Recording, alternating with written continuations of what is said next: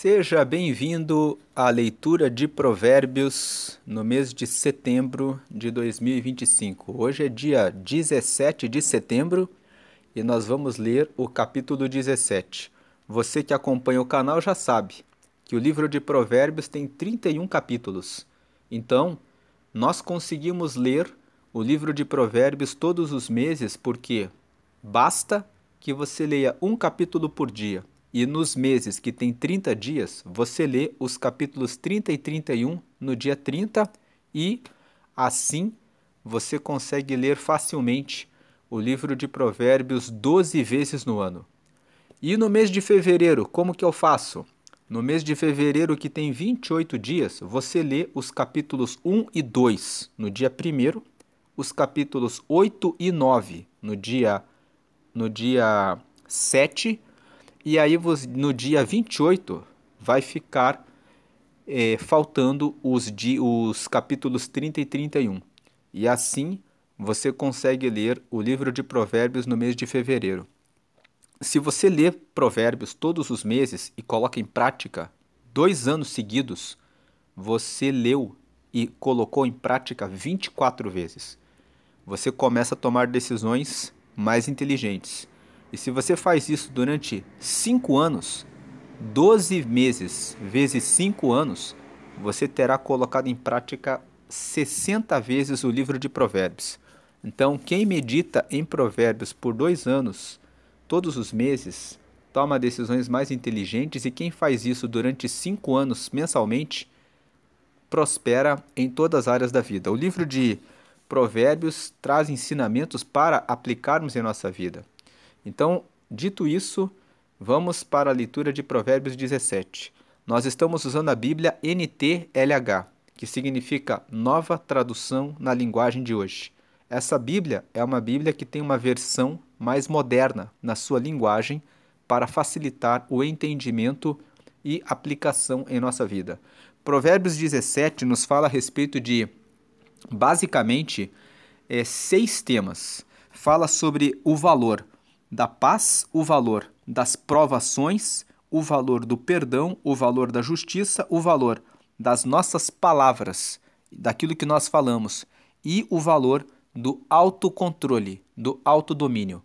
Vamos ver aqui esses 6 temas que são valorosos para a nossa vida aqui no texto de Provérbios 17. Versículo 1: É melhor comer um pedaço de pão seco, tendo paz de espírito, do que ter um banquete numa casa cheia de brigas. Então aqui nós já começamos falando sobre o valor da paz. Quando você tem paz, você consegue, mesmo no meio de uma situação de aperto financeiro, encontrar, por meio do diálogo, formas de conseguir prosperar e resolver aquela falta, aquela necessidade que você está passando. Agora, quando você vive em briga, em guerra, em contenda, em conflito, na falta do diálogo, tudo que se consegue é apenas a separação. No caso de pessoas casadas, o divórcio. No caso de uma família, a divisão. No caso de uma sociedade, numa empresa, o rompimento. Onde falta a paz, não tem como se resolver o problema. Então, o versículo 1 fala: é melhor comer um pedaço de pão seco tendo paz de espírito do que ter um banquete numa casa cheia de brigas. É mais fácil, quando você tem um banquete, de você perder o banquete, porque todas as pessoas se separaram de tanto que brigavam, do que você conseguir manter aquele banquete. Agora, quando você está em uma situação de falta de recurso, mas existe paz entre as pessoas, você consegue trazer ideias e avançar para melhorar a situação. Versículo 2: O escravo sábio mandará no filho que envergonhou o pai, e também receberá uma parte da herança. O versículo 2 fala que você que é filho, para que você honre o seu pai, para que você honre o legado que você está recebendo, para que você ajude o seu pai e honre a ele. Se você não faz isso, muitas vezes um escravo acaba recebendo a administração do negócio. Eu tenho muitos casos reais, muitos casos na vida real, em que o dono de uma grande empresa deixou a administração para um funcionário que era mais dedicado, que era responsável, e ele deixou a empresa para o funcionário, às vezes para um grupo de funcionários, para vários funcionários dividindo a, a empresa para eles administrarem, porque encontrou neles mais dedicação do que nos filhos. Então, o versículo 2 está dizendo: não é porque você é filho que você automaticamente recebe a herança. Para receber uma herança, você tem que aprender a administrar. Você tem que se desenvolver. Se você não se desenvolve, como que você vai administrar aquilo que é do seu pai? Versículo 3: o ouro e a prata são provados pelo fogo, mas é o Senhor Deus quem mostra o que as pessoas realmente são. Então o versículo 3 fala sobre o valor da provação. Veja que o versículo 3 fala assim: o ouro e a prata são provados pelo fogo. Para você encontrar o ouro mais puro, você coloca ele no fogo, para que se derretam as impurezas e fique apenas o ouro puro. A prata acontece a mesma coisa. Então o Senhor, ele mostra quem as pessoas realmente são. O Senhor, ele nos prova para mostrar para nós mesmos onde estão os nossos pecados. Muitas vezes Deus nos coloca numa tribulação e prova para nós que nós muitas vezes somos impacientes. Muitas vezes Deus nos coloca, nos permite passar por provas na vida financeira para ver se nós realmente confiamos nele. Muitas vezes Deus permite que nós passemos pela provocação, por um xingamento de alguém, para provar se realmente nós somos pacientes e sabemos amar aquele que nos ofende. A prova, ela não nos mata. A prova, ela revela quem nós somos. Se somos ouro puro ou se somos bijuteria. E Deus nos quer como ouro puro. Versículo 4: os maus ouvem com atenção as coisas más, e os mentirosos gostam de ouvir mentiras. O versículo 4 está dizendo: quem é do mal, segue o caminho do mal. Versículo, então, se você percebe que alguém gosta de ouvir histórias do mal, gosta de ouvir os mentirosos, gosta de inventar histórias, gosta de seguir pessoas que praticam mal, fique longe dessas pessoas. O versículo 4 está dizendo: quem é mau, é mau. Quem é mentiroso, é mentiroso. Você não tem relação nenhuma com esse tipo de pessoas. Versículo 5: quem caçoa do pobre insulta a Deus, que o fez. Quem se alegra com a desgraça dos outros será castigado. Então, não fique alegre quando você vê a ruína do próximo. Ore pelo próximo. Não caçoe do pobre. Não seja daquelas pessoas que acha divertido o sofrimento do próximo. Deus não nos chamou para se alegrar com o sofrimento do próximo, mas o ímpio é assim. O ímpio gosta de caçoar e zombar e ridicularizar e passar por cima do próximo. O ímpio, ele se sente bem fazendo isso. O vazio da alma do ímpio faz com que ele se sinta bem com a destruição do outro. Mas você não foi chamado para isso. Você foi chamado para amar, porque Deus é amor. Versículo 6. Assim como os avós se orgulham dos netos, os filhos se orgulham dos pais. Então, assim como os avós ficam alegres de saber que têm netos, de saber que os seus filhos geraram nova vida na terra, que eles cresceram, construíram sua família, foram para frente, os filhos se orgulham dos pais. Os filhos se orgulham de saber que o pai cuida deles, que eles podem contar com o apoio dos seus pais. É claro que nem sempre os avós se orgulham dos netos e os filhos se orgulham dos pais. Nas famílias em que os netos se desviam do caminho do Senhor, e nas famílias em que os pais vivem drogados, viciados, falando coisas indevidas para os filhos, não existe esse orgulho. Mas o versículo 6, ele está falando a respeito daqueles que seguem os caminhos do Senhor. Quando uma família segue os caminhos do Senhor, os avós se orgulham dos netos, porque eles veem os netos como o prolongamento da sua geração. E os filhos se orgulham dos pais, porque têm pais que honram a Deus, que obedecem a Deus, que revelam, manifestam o amor de Deus para eles. Então os filhos se orgulham dos pais. Que você possa ser um pai, uma mãe que traz orgulho para os seus filhos. Que você procure fazer o melhor, que você procure pedindo a Deus que Ele lhe dê iluminação para que você possa ser um bom pai, para que você possa ser uma boa mãe, para que os seus filhos possam dizer: o meu pai é um homem de Deus, a minha mãe é uma mulher de Deus. E que você, que é avô, que é avó, possa instruir os seus netos e que eles possam ser motivo de orgulho para vocês. Que você que é pai, você que é mãe, possa educar bem os seus filhos no caminho de Deus para que os seus pais, que são os avós deles, possam ver esse versículo cumprido.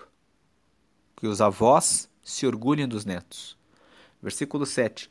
É mais fácil um tolo dizer alguma coisa que se aproveite do que um homem de respeito dizer uma mentira. Então ele está dizendo aqui, o homem de respeito nunca vai mentir. O versículo 7 está dizendo que quem se respeita nunca aceita a mentira. É mais fácil uma pessoa que é tola, uma pessoa que é tonta, falar alguma coisa que presta do que um homem de respeito mentir. Ele está dizendo, o homem de respeito, ele preza pela verdade. Versículo 8. Alguns pensam que com dinheiro podem comprar qualquer pessoa. Acham que o suborno é uma coisa mágica. Então, o versículo 8 está dizendo, tem gente que acredita que o dinheiro é tudo na vida. Tem gente que pensa que todo mundo se corrompe, que tudo se ganha no dinheiro. Mas só pensa, porque tem pessoas que não se corrompem, tem pessoas que não se vendem por dinheiro. Tem pessoas que honram a Deus e que, se receberem dinheiro por corrupção, não vão aceitar. Então, o versículo 8 está dizendo que ainda há esperança, ainda existem pessoas que honram a Deus e que não se vendem por dinheiro. E que você seja essa pessoa. Alguns pensam que com dinheiro podem comprar qualquer pessoa. Acham que o suborno é uma coisa mágica. Você não compra todo mundo com dinheiro. E tem muita gente que, quando foi investigado e foi descoberto em um crime, ofereceu dinheiro para o policial e foi preso ainda por tentar corrompê-lo, né? Foi preso ainda por tentar comprar o policial. E a pessoa ficou surpresa, achando que com o dinheiro conseguiria corromper ali o funcionário do Estado. Versículo 9. Quem perdoa uma ofensa mostra que tem amor, mas quem fica lembrando o assunto estraga a amizade.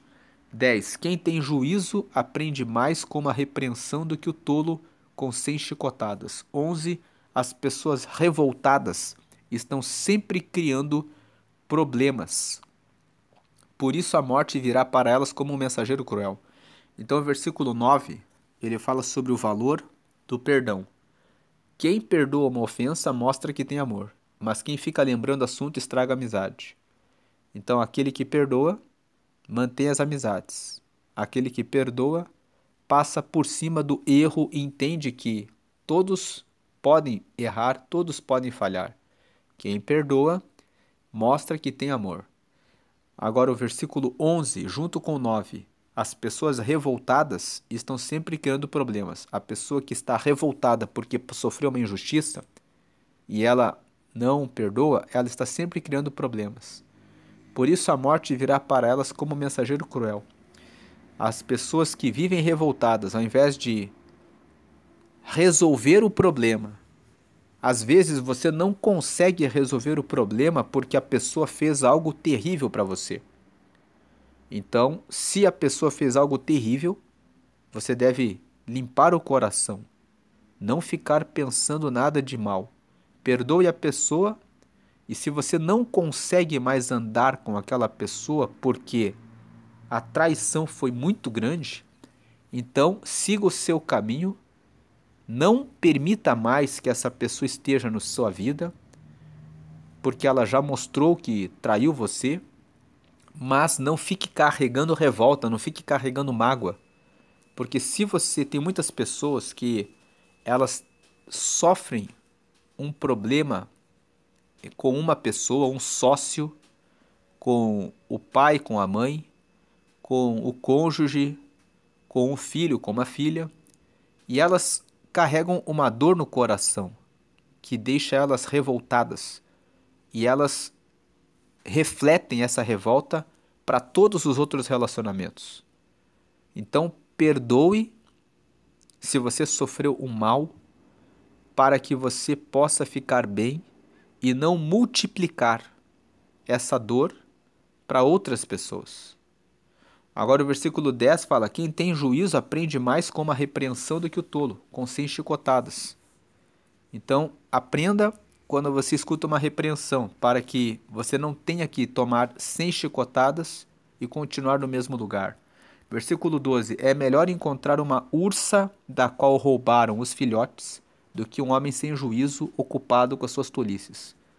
Então, uma ursa que foi roubada dos seus filhos, você pode correr, pode procurar um abrigo, pode fugir. Agora, o homem sem juízo, fazendo as suas tolices, acaba prejudicando muita gente. Versículo 13: quem paga o bem com o mal, não afastará o mal da sua casa. Aqui fala sobre o valor da justiça. Seja justo. Se alguém foi bom com você, faça o bem. Se alguém fez o mal para você, perdoe e procure distância para que a pessoa não repita o mal contra você. Quem paga o bem com o mal, não afastará o mal da sua casa. 14. O começo de uma briga é como a primeira rachadura numa represa. É bom parar antes que a coisa piore. Se você percebe que aqui está um versículo que fala sobre o autocontrole, o valor do autocontrole, do domínio próprio. O começo de uma briga é como a primeira rachadura numa represa. É bom parar antes que a coisa piore. Quando você vê que uma situação vai começar uma briga, pare aquela conversa. Tenha domínio próprio, autocontrole. O autocontrole evita coisas muito ruins na sua vida. Evita o rompimento de uma sociedade, de um casamento. Quando você tem domínio próprio e você percebe que a briga vai ser muito ruim, deixe a conversa para outro momento. Tenha autocontrole. Versículo 15. Há duas coisas que o Senhor Deus detesta: que o inocente seja condenado e que o culpado seja declarado inocente. Mais um versículo a respeito do valor da justiça. Deus detesta quando nós somos injustos. 16. Não adianta nada o tolo gastar dinheiro para conseguir a sabedoria, porque ele não aprende nada mesmo. O tolo não consegue aprender. Ele não está disposto a aprender. Para aprender é necessário ter disposição, é necessário ter vontade de aprender. O tolo, ele pode gastar o dinheiro para ouvir a sabedoria, mas ele não está disposto a mudar a sua vida. Ele não está disposto a ouvir e aplicar. E há muitos tolos na igreja, pessoas que vão em muito culto, mas não estão dispostas a mudar. Elas gostam de ouvir o sermão, elas gostam de saber dizer o que é o certo e o que é errado, mas elas têm dificuldades de aplicar na própria vida aquilo que elas sabem.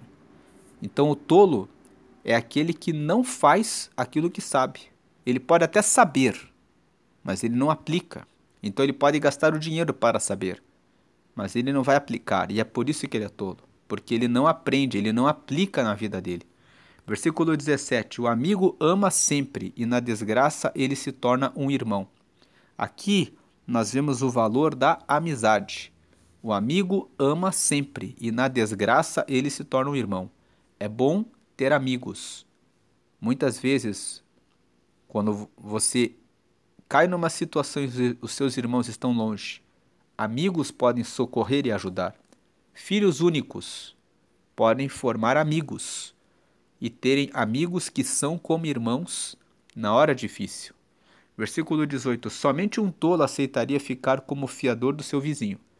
Versículo 18 reforça o que já lemos em Provérbios 6. Provérbios 6, no versículo 1 até o 5, fala: se você ficou como fiador de alguém, vá até essa pessoa e implore até que o seu nome seja retirado dessa obrigação. Não dê sono aos seus olhos, enquanto você não tirar o seu nome dessa obrigação. Então, o versículo 18 aqui está falando: somente um tolo aceitaria ficar como fiador do seu vizinho. Assumir a fiança, emprestar dinheiro para o próximo é perder o dinheiro, é assumir a responsabilidade, a obrigação de outra pessoa. Se você fizer isso porque você quer ser bom com o seu parente, com algum amigo, faça isso já pronto para pagar a conta. Não faça isso pensando que a pessoa vai pagar e que você não será chamado para assumir essa responsabilidade. Se você fizer isso, você está sendo um tolo. 19. Um tolo porque a pessoa não vai cumprir, você vai se decepcionar, você vai querer cobrar e a pessoa vai te cancelar. É isso que acontece na maioria das vezes. Pode ser que um ou outro pague. Você pode dizer, mas eu já fiz isso para o fulano e o fulano sempre me paga. Mas isso não é o que acontece na maioria dos casos. Na maioria dos casos, se você ficar ouvindo as pessoas que emprestam dinheiro e que são fiadores das outras, na maioria das vezes elas vão dizer: ih, chegou no meio do caminho, a pessoa não pagou e eu tive que pagar. Versículo 19. As pessoas revoltadas gostam de briga, e quem vive se gabando está correndo para a desgraça. Então veja, as pessoas revoltadas, como nós falamos aqui, quando nós comentamos o versículo 11, que você deve limpar o coração da revolta do que você passou, porque quem fica com revolta, com mágoa, sempre vai provocar brigas, porque a pessoa fica como se tivesse uma nuvenzinha preta em cima da cabeça. A pessoa está sempre de mal com a vida. Você precisa limpar o coração para não ficar dessa forma, porque as pessoas revoltadas gostam de brigas e quem vive se gabando está correndo para a desgraça. Quando você se gaba, porque eu tenho o melhor carro, porque eu sou muito inteligente, porque eu sou muito isso, porque eu sou muito aquilo, porque eu sou muito não sei o quê, você está correndo para a desgraça. As pessoas, ninguém gosta de ficar perto de pessoas que vivem contando vantagem, que as pessoas que vivem contando vantagem, elas carregam um orgulho. Parece que só elas que fazem as coisas certas, só elas são melhores, só elas são mais bonitas, só elas são mais ricas, só elas têm a melhor roupa, tudo para elas, elas são melhores. Então, não viva fazendo isso. Algumas pessoas vão se sentir menos quando você estiver se gabando. Outras pessoas vão ficar com nojo, porque vão dizer assim: a pessoa se acha demais. Então seja humilde, respeite as pessoas, honre as pessoas. Se você tem alguma coisa a mais, agradeça a Deus. Mas em Filipenses, no capítulo 2, Paulo fala assim: cada um considere os outros superiores a si mesmo. Então ele está dizendo assim: respeite o próximo, vendo mais o valor do próximo do que olhando para você mesmo. Valorize o que os outros têm de bom. Versículo 20. Quem vive pensando e dizendo coisas más não pode esperar nada de bom. mas só a desgraça. O versículo 20 fala sobre o valor dos nossos pensamentos, o valor das nossas palavras. Se você vive pensando e dizendo coisas más, você vai receber o mal. Para que você viva o bem, tenha bons pensamentos. Diga coisas boas. Porque quem vive pensando e dizendo coisas más não pode esperar nada de bom, mas só a desgraça. Você fala, eu não posso, eu não consigo, eu sou fraco, eu não tenho condição. Você está alimentando o seu cérebro com essas palavras. E quanto mais você fala, mais você mesmo, mais você mesma acredita nisso. E quando você vai fazer um teste, você fala, eu tenho certeza que vou reprovar. Eu sei que não vou passar. Eu sei que não é para mim. Então você já vai derrotado. Você já vai derrotada.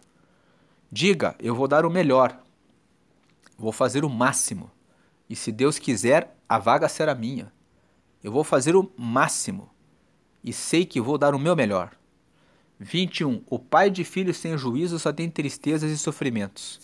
O versículo 21 mostra que os pais precisam educar e castigar os seus filhos, para que eles tenham juízo. O versículo 21 está dizendo, ei, você que é pai, você que é mãe, se você não educar, não castigar, não disciplinar o seu filho, você terá tristezas, porque você não implantou juízo na mente deles. É diferente se você fez a sua parte, eles cresceram e resolveram seguir um caminho sem juízo. Aí você nem deve carregar tristeza, você deve dizer, Deus sabe, eu fiz a minha parte. Mas a situação é você não ter educado. Aí você vai dizer que aí você vai sofrer as tristezas e os sofrimentos, sendo que você podia ter feito alguma coisa. O Provérbios 13 fala, castiga o teu filho enquanto é tempo. Provérbios 22, versículo 6 fala, ensina o menino no caminho que deve andar, e ele não se desviará dele quando for velho. 22. A alegria faz bem à saúde. Estar sempre triste é morrer aos poucos. O versículo 22 fala que você deve todos os dias acordar e dizer, hoje é um novo dia, hoje é um grande dia, hoje é o dia de eu prosperar, hoje é o dia de eu estar mais perto de Deus, hoje é o dia de mais alegria. Você deve declarar isso.